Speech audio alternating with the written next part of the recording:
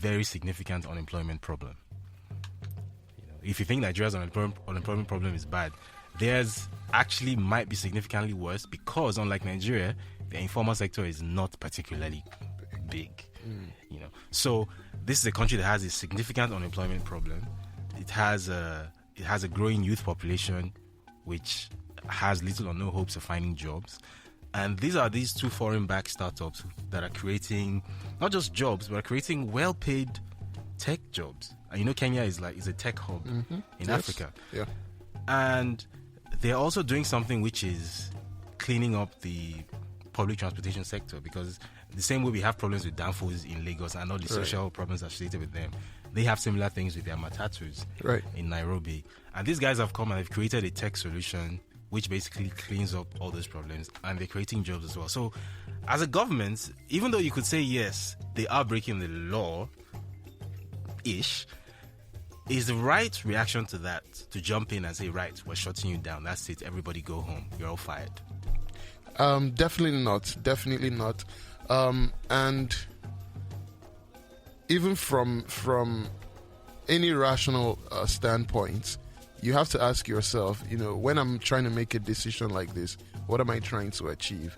If the goal is to avoid, it's a technicality. You're supposed to use a commuter license, not a tourism license. That's something that you could start working on. You could charge them fines. You can force them to change it. You can give them a deadline. Switch to this new license before certain dates, or we'll shut you down. That's something, and again, I probably need to look into that particular situation to know if such deadlines were given. But at the same time, shutting down a business completely seems to... That's not a right punishment, because the people you're punishing aren't the founders per se. Yes. It's the people working for them. Yeah. It's the customers dependent on them who are now going to go back to a service that maybe was not ideal. But then you're putting a lot of people out on the street for something that could be fixed. Nobody's life is at risk per se. You didn't say it's a safety issue, right? This is a compliance problem. Yeah, exactly. That's something you could have solved without shutting down the business. So for me, I think governments have to ask themselves that question of, what are we trying to achieve? Are we partners to these businesses trying to create jobs for our societies? So then you look at these guys as your partners and treat them as partners. Or if you look at them as again, costs, money centers or adversaries to make money off of, then they're just going to go to other places where they're more welcome. But if you look at them as partners, and there's so much we can do when government looks at businesses as their partners, there's so much we can do together where we're serving the society. The government is getting some revenue out of it, but everybody's better off. That's the way governments need to think about businesses. So shutting down was, in my opinion, not the right way to go about it at all. Right, and it's, that I actually share that opinion 100%, because I'm reading the article now. Apparently, Swivel injected $15 million into the Kenyan operations just in August. Right. I do want to, sorry to cut you, but I do want to point out one thing to provide some balance. If you're a startup or you're a business person, there's a lot of value in making sure that you comply with the regulations that do exist. So, because so that you don't have scenarios like this, right? Make sure that you at least do your best to comply with existing regulations. But in the case where that doesn't happen, I don't think the reaction should just be to go from 0 to 100, right? There's always a nuance in between that we can find a way. But I don't want to sound like I'm saying as a startup, do whatever you want. That's not the right advice either. Try to comply with regulations. Try to follow the existing laws. But where you do break some laws or you don't do things a certain way, governments should understand that, hey, these are still our partners. Let's not throw away the baby with the bathwater. Let's try to find a way to fix it. You've been listening to Eke Irum, founder of Cash Estates. We're going to go on a quick break. We'll be right back.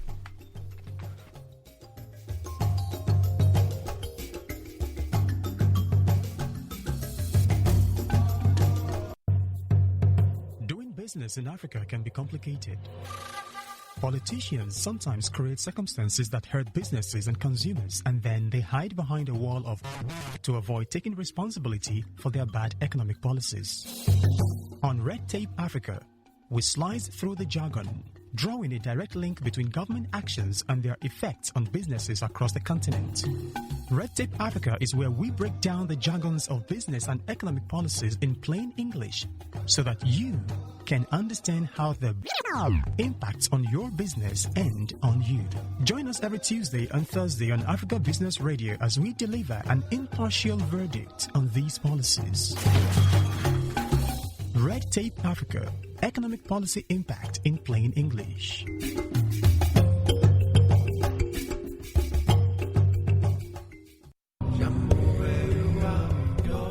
Cut through the ball with Red Tape Africa. Follow us on all social media at Red Tape Africa and tweet at us using the hashtag Red Tape Africa. Red Tape Africa, economic policy impact in plain English.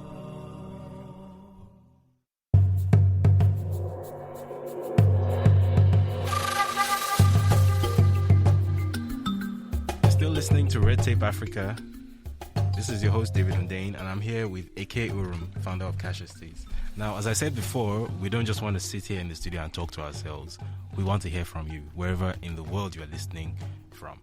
So if you want to get in touch with us, you can tweet at us using the hashtag Red Tape Africa. That is hashtag Red Tape Africa. You can also interact with us by sending in voice notes on WhatsApp. And the number to contact is +234 701 650 8975. That is +234 701 650 8975. So going back to the conversation we were having just before we went on the break, I was just about to mention to Eke that the article I was reading stated that in August, Swivel, that is one of the bus hailing apps that was just shut down recently in Kenya, recently injected $15 million into its Kenyan operations in August.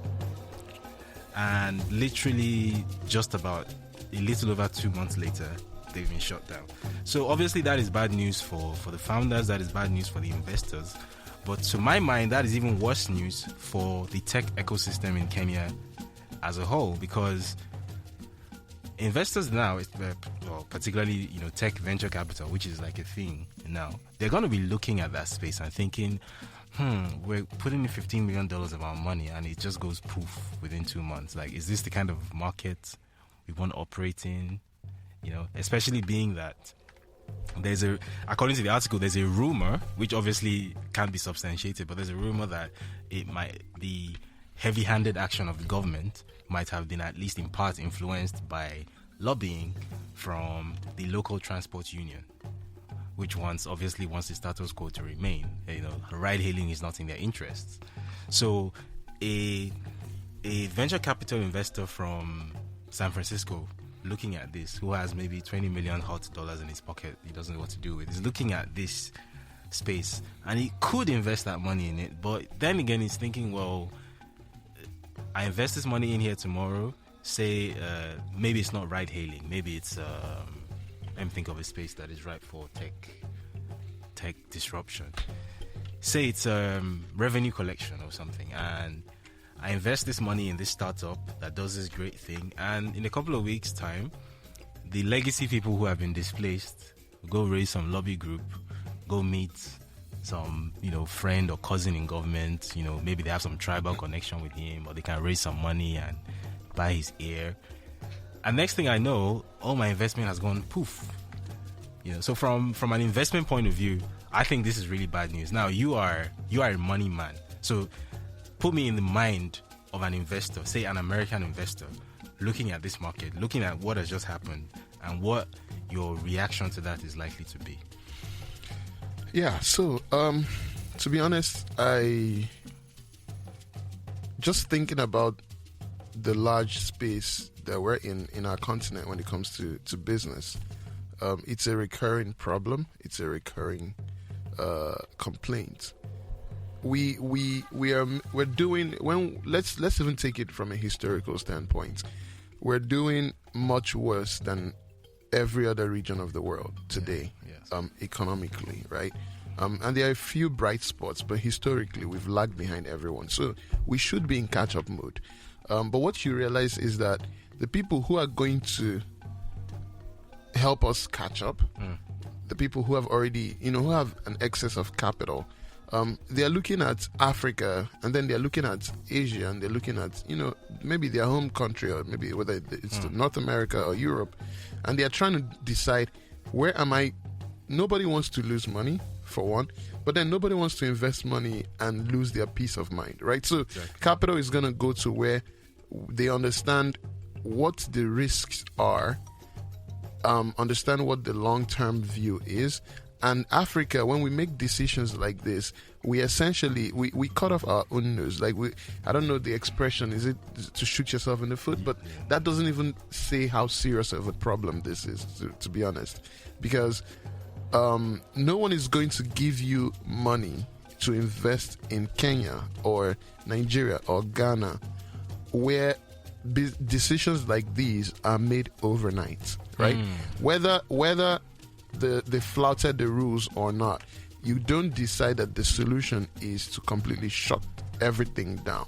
That's not a solution. That's the only people that act that way are people who don't think beyond their nose, right? And that's not a lot of government officials, for better or worse, behave that way. I don't. There's a lot of reasons why, but I know there are some countries and there are some jurisdictions within Africa where that's not always the case. And if you notice, those jurisdictions attract more investments, right? Yes. So for me, if I'm a capital allocator, and I know that, hey, there's Indonesia here today, there's US, and then there's Nigeria, or there's Kenya, and where am I going to be at risk of complete capital loss, right?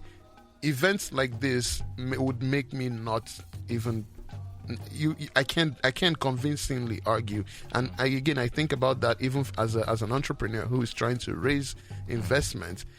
I have to always talk to investors and try to make them understand that, hey, this is a risk, but it's a hard sell telling them you can navigate this kind of risks.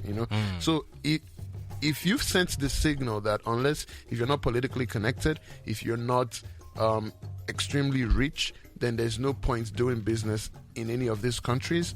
One, you've ruled off your country as a destination for capital.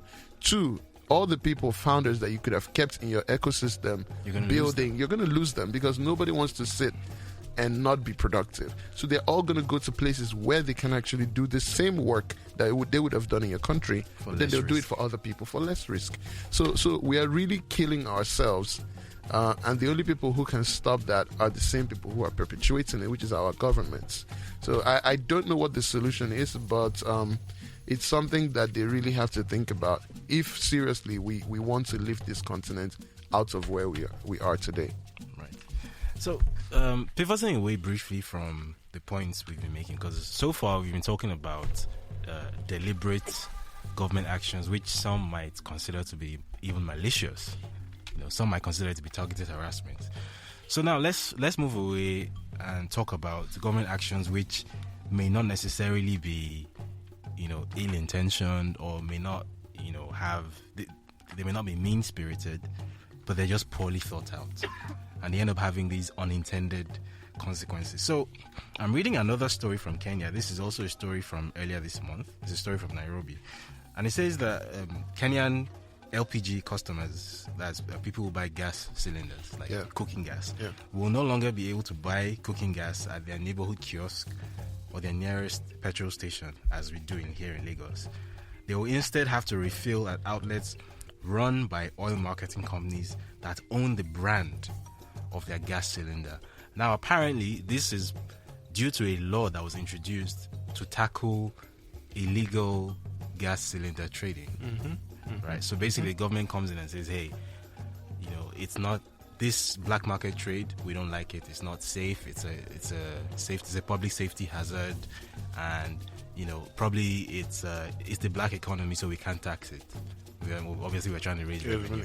So we are going to introduce this new rule that says that those local kiosks and petrol stations are no longer permitted to sell gas, right? So if you want to refill your gas, you have to go to a depot owned by the brand manufacturer that manufactured your thing. Now, unfortunately, the unintended consequence of that is that